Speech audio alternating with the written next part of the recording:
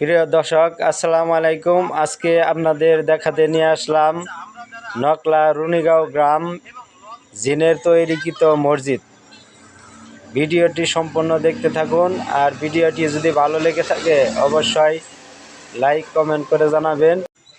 রুনিগাঁও এই মসজিদটি এখন বর্তমানে গাজীর দরগা নামে পরিচিত হয়েছে। আসেন আমরা এই মসজিদ সম্পর্কে কিছু জানি।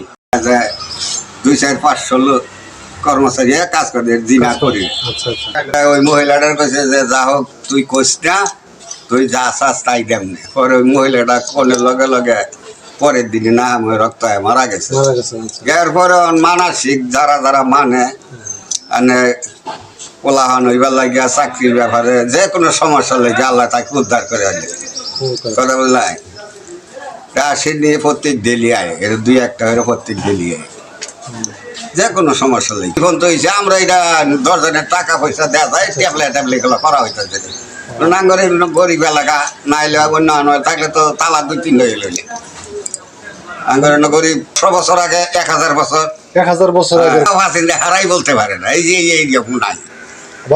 আমরা তো চাই অনেক লোক আইলো, বহুত কথা বললাম। সংসদ থেকে অন্যায় সংসদ থেকে মেম্বার আইলো, নাইতে পারি একটা থাকতো।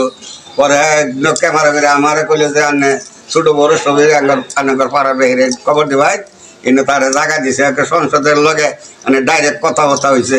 আমার এটা 2-3 বছরের মধ্যে আমার ভিডিও দেখে যদি ভালো লেগে থাকে অবশ্যই লাইক কমেন্ট করে শেয়ার করে দিবেন। ভালো ভালো ভিডিও বানাতে উৎসাহিত করবেন।